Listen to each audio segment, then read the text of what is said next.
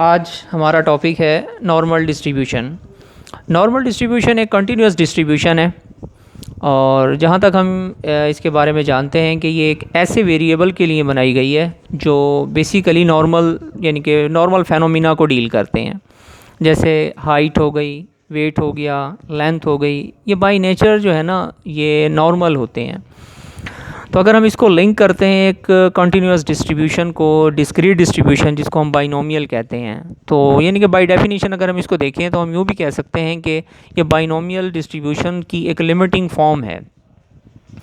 लेकिन अपने टॉपिक पर आने से पहले जिन लोगों ने मेरा चैनल अभी तक सब्सक्राइब नहीं किया तो समथिंग अबाउट स्टैटिस्टिक्स आपका मेरा एक यानी कि चैनल है, आप पहले इसको सब्सक्राइब करें और साथ ये जो घंटी का बटन आपको नज़र आ रहा है इसको भी हल्का सा पुश कर दें ताकि वक्तन फ़वक्तन जो भी वीडियोस होती हैं उसकी नोटिफिकेशन आपको मिलता रहे।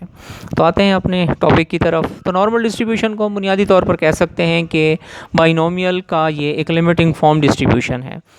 अब बाइनोमियल के दो पैरामीटर्स होते हैं, एक n होता है जिसको हम नंबर ऑफ़ ट्रायल्स कहते हैं और दूसरा है प्रोबेबिलिटी ऑफ सक्सेस जिसको हम p से डिनोट करते हैं। देखिए ना, पहले बाइनोमियल का अगर हम PDF लिख रहे हैं प्रोबेबिलिटी डेंसिटी फंक्शन या सिर्फ प्रोबेबिलिटी मास फंक्शन अगर हम लिखें तो उसको यूँ कह सकते हैं NCX होता है, p की पावर x होता है और q की पावर n-x होता है।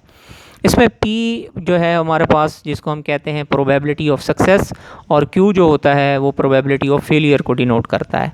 जबकि n हमारे पास नंबर ऑफ़ ट्रायल्स हैं, यानी कि जितने हमारे पास जो भी हमने परफॉर्मेंस करनी होती है या सैम्पल का साइज़ भी इसे कह सकते हैं। जैसे नंबर ऑफ़ ट्रायल्स, जैसे हम कॉइन्स को टॉस करते हैं, 4 टाइम्स कॉइन को टॉस किया, 3 टाइम कॉइन को टॉस किया, जितनी दफ़ा भी हम किसी चीज़ की परफॉर्मेंस करते हैं वो हमारे नंबर ऑफ़ ट्रायल्स होते हैं।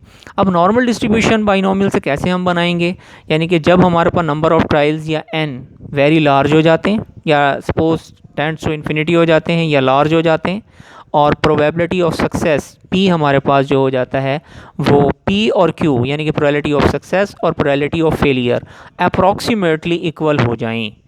यानी कि देखिए ना, इक्वल उसी सूरत में होंगे कि जब हमारे पास p जो होगा वो 0.5 होगा तो q भी ऑब्वियसली 0.5 ही होगा।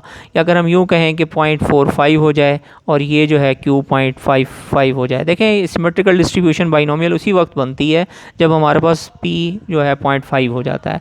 तो हम कह सकते हैं कि बाइनोमियल नॉर्मल डिस्ट्रीब्यूशन उस वक्त बन जाती है जब हमारे पास n नंबर ऑफ़ ट्रायल्स जो हो जाते हैं वो वेरी लार्ज हो जाते हैं और p और q अप्रॉक्सीमेटली इक्वल हो जाएं।